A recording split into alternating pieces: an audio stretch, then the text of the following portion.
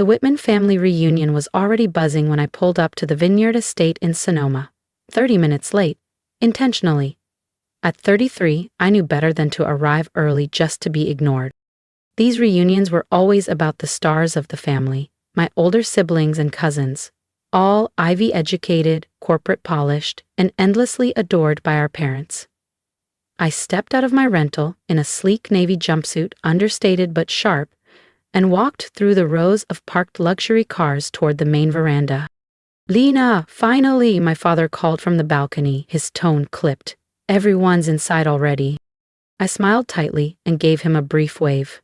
"Got caught wrapping up a call," I said. Technically true. I'd just stepped out of a strategy meeting with the acquisition team. "You're still doing that remote work?" he asked, already half put in back toward the party. Before I could answer, Camille appeared at my side. At 36, she was the pride of the family, co-o of Whitman and Reed Investments, our grandfather's legacy firm. "Lena," she said with a smooth, practiced grin. "We were just toasting our latest merger, $40 million, 0 cents in post-tax profit." She eyed my outfit, then my shoes. "Still with that little freelance gig?" "Still managing small portfolios," I replied, knowing full well she'd scoff. Camille chuckled softly. "Well, you know we're always hiring. Analyst roles open every year. It's good experience, even if it's not glamorous." I nodded politely, but inside I nearly laughed. She had no idea. Over the last 5 years, I'd quietly built Indigo Meridian, an independent investment firm operating behind a labyrinth of shell companies. We specialized in rescuing failing companies, flipping them, and walking away with clean exits and massive ROI. And the real kicker? Last quarter, we acquired a controlling stake in Whitman and Reed. "I'm good where I am," I said simply. Camille exchanged a smug look with my father. "If you ever want something real, you know where to find us." As I followed them into the glass-walled tasting room, my phone buzzed. A message from my assistant lit the screen. "Final signatures in. Full control confirmed. Congratulations, Ms. Whitman." I tucked my phone away and smiled. Let the reunion begin. "Lena!" Uncle Grant called out from the charcuterie table as I stepped onto the sun-drenched patio. "Come here, let me get a look at you." I walked over, champagne in hand, preparing myself. "Still figuring things out, huh?" he chuckled, patting my arm. "I'm doing just fine, Uncle Grant," I said smoothly. "Fine?" he boomed. "Fine doesn't cut it in the Whitman family. Look at Camille, youngest COO in California's finance sector, and Bennett just made partner at Steele and Price. And that's what we call thriving." I smiled politely, thinking of the acquisition folder sitting in my briefcase. Indigo Meridian's newest play. Signed this morning. "Speaking of wins," Camille joined in, eyes bright. "Did you hear about our expansion strategy? We're buying out 3 boutique firms in the next quarter. Tech adjacent, very scalable. Analysts are calling us the next juggernaut." What she didn't know was that 2 of those deals had already been quietly blocked, thanks to counter bids from Indigo subsidiaries. And the third? It was days away from a merger announcement with one of our other holdings. "How exciting," I murmured. "Daddy thinks we'll cross $1 billion in revenue next year," she said proudly. "The Whitman name's about to go global." I sipped my champagne, recalling the analyst brief on my desk. Whitman and Reed's growth projections were a balloon full of hot air.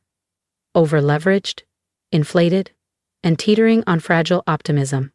Within 24 hours, reality would hit. Hard. "Lena," my mother approached, her voice tinged with regret. "Your cousin Reese was just profiled in Forbes 30 under 30. Isn't that something?" "Very impressive," I nodded, though I knew Aunt Darlene's PR team had practically ghost-written the article. "You had so much promise at BlackRock," she sighed. "Everyone thought you'd be the next star of Wall Street." I left that world 5 years ago, and not because I couldn't keep up. I simply saw through it. While they played politics and posed for press, I was quietly building Indigo Meridian. We now controlled $50 billion, 0 cents in assets, across 4 continents. Times change, Mom. Before she could respond, Camille clinked her glass loudly. I have news, she beamed. Whitman and Reed is going public next month. Initial valuation? $4 billion. Cheers erupted, Uncle Grant whooped, and Bennett started talking yacht upgrades. Camille turned to me. Faux sincere. You should invest, Lena. Might help you finally build something of your own. I thought about the team still working back at Indigo Meridian's San Francisco office. Analysts triple-checking every figure for tomorrow's release. I'll keep that in mind, I said coolly. Poor thing, I heard Aunt Darling whisper to my mother behind me. She just never found her footing, did she? My mother sighed. All those degrees, and for what? No husband, no house, no real title. I checked my phone, unsurprised to see the message waiting. Final sign-offs complete. Press release queued for 9:00 a.m. Perfect timing. Camille caught the glance. Work emergency? She asked with a smirk. One of your side gigs falling apart? Something like that, I smiled, sipping my drink. Actually, Camille, I've been curious, what's Whitman and Reed's plan for the Southeast Asia portfolio? I heard there were some concerns with the semiconductor pipeline. Her face stiffened just enough to confirm I'd hit a nerve. That's not public knowledge, she said flatly. Where did you hear that? Oh, you know how things travel in our world, I said, letting the silence hang. Especially with companies headed for an IPO. She straightened. Everything is fine. Our IPO is proceeding exactly as planned. What she didn't know was that Indigo Meridian had spent the past year acquiring majority stakes in 3 of Whitman and Reed's primary suppliers and 2 of their debt holders. We weren't just watching their IPO. We were about to own it. Of course, I said, voice velvet smooth. I'm sure it'll all go just the way it's meant to. The evening wore on. Rounds of toasts, bragging, and backhanded comments aimed at me. I let them roll past, glass in hand, expression unreadable. As the party thinned out, Camille leaned in. You know, Lena, you could still come work for us. Entry level, of course. But family looks out for family. I studied her. You're absolutely right, Camille. Family should help family. She laughed lightly, not sensing the shift in my tone. What could you possibly teach me about business? You'd be surprised, I said, checking my phone one last time. Everything was greenlit. The next morning, I sat alone in my penthouse overlooking downtown San Francisco. Presswire notifications started pouring in, and the Whitman family empire began to crumble. The San Francisco skyline gleamed in warm hues as the sun crept higher. In exactly 1 hour, the business world would wake up to a new reality. Whitman and Reed Investments was no longer under family control. Marie, my executive assistant, appeared at the door. Press releases locked and queued. All board votes confirmed. You're officially in. I adjusted the cuff of my tailored navy suit. Custom Chanel. A rare indulgence reserved for days like this. And Camille? HQ, prepping for the IPO press conference, scheduled for 9:30. That press conference, I said with a faint smile, won't be happening. Right on cue, my phone buzzed. A message from Camille. Thought about our talk. Still time to buy in before we go public. Family perks included. I didn't respond. I opened my laptop instead. Indigo Meridian acquires controlling interest in Whitman and Reed Investments. Effective immediately, executive leadership has been reassigned by board approval. At precisely 9 p.m. clock IMM, the news dropped. Brains across my office lit up. Breaking, Whitman and Reed acquired in surprise takeover.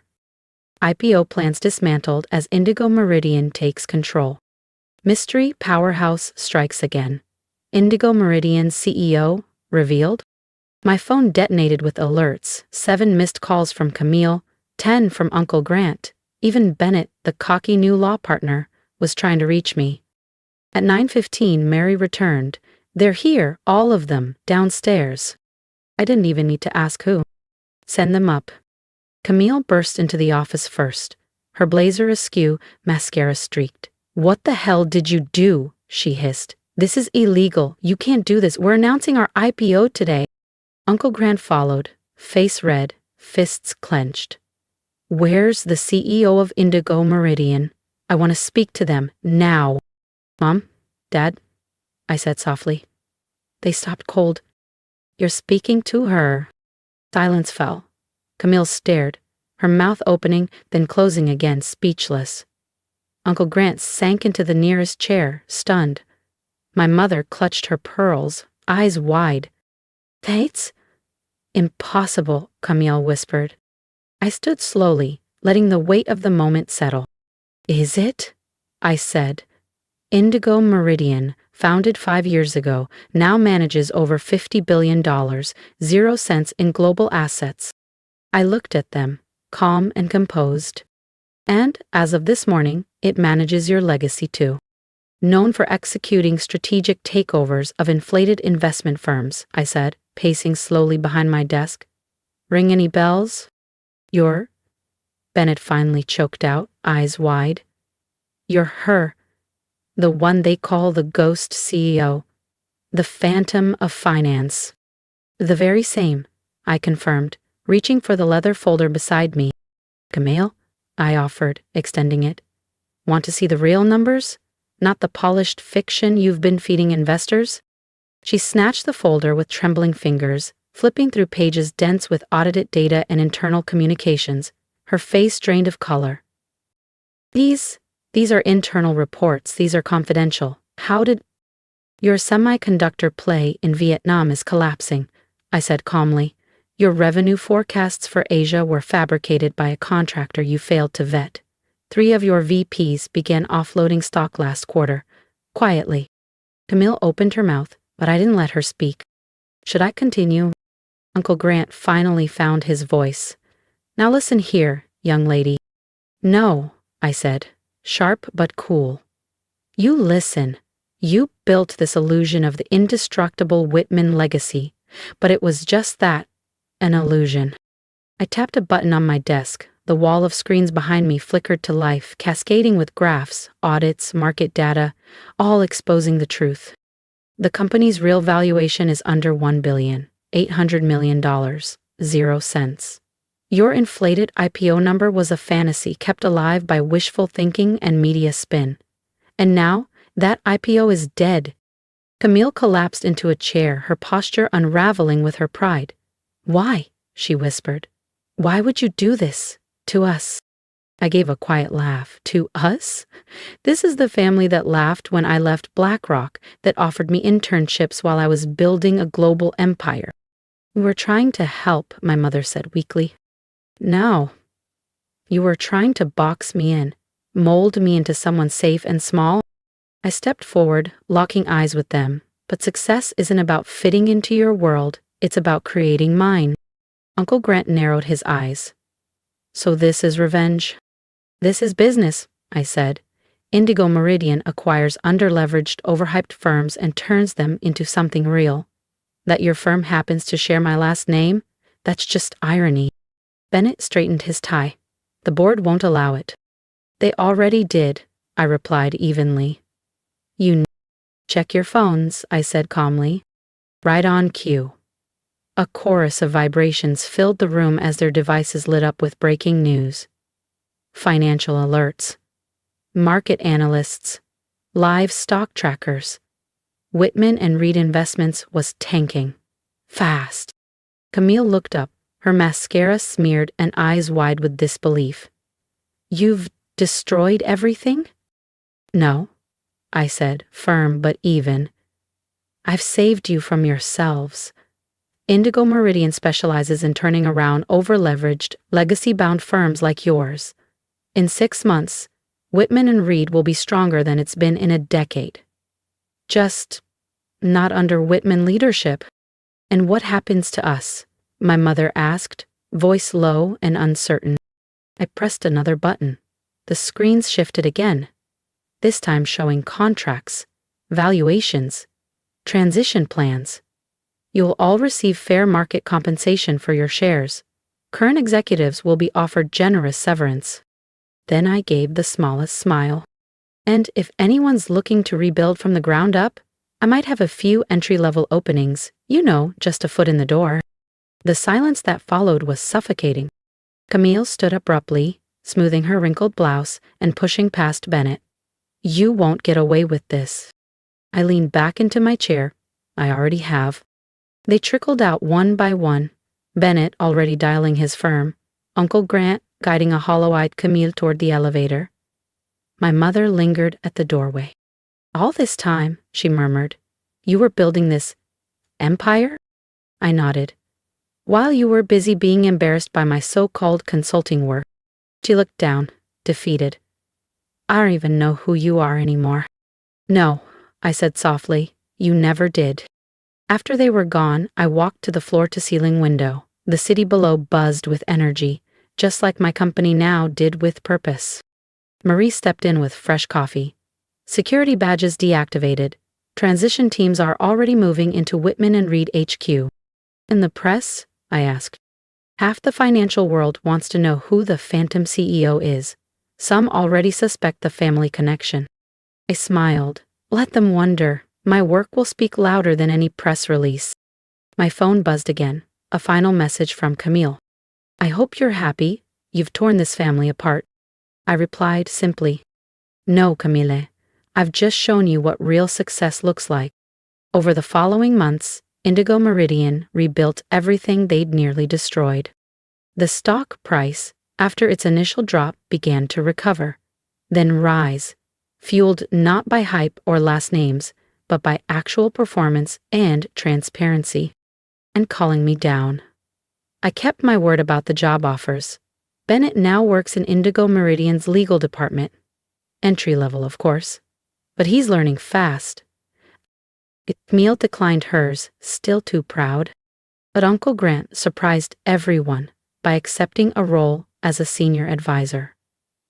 Turns out, once you strip away the ego, the man actually understands legacy systems and infrastructure.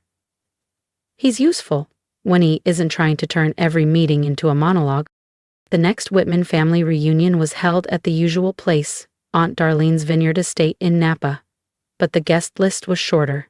The champagne still flowed, but the conversations were softer, less bragging, more reflection. And me? I sat where I always did, quiet, observant, glass in hand. "Lena." Camille approached near the end of the night. Her heels were lower this time. So was her tone. "I've been thinking about what you said, about what real success means." She hesitated.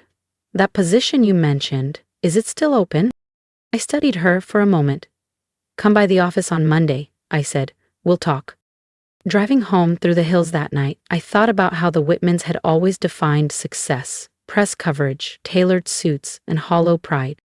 But I'd learned success could be quieter, found in stability, integrity, creation, even if no one cheered your name. The next morning, I arrived at Indigo Meridian early. The firm's logo shimmered on the glass facade above me. 40 floors below, the old Whitman and Reed name was being taken down.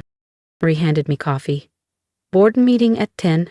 Next acquisition on the agenda." I smiled. Perfect timing. Let's redefine success again.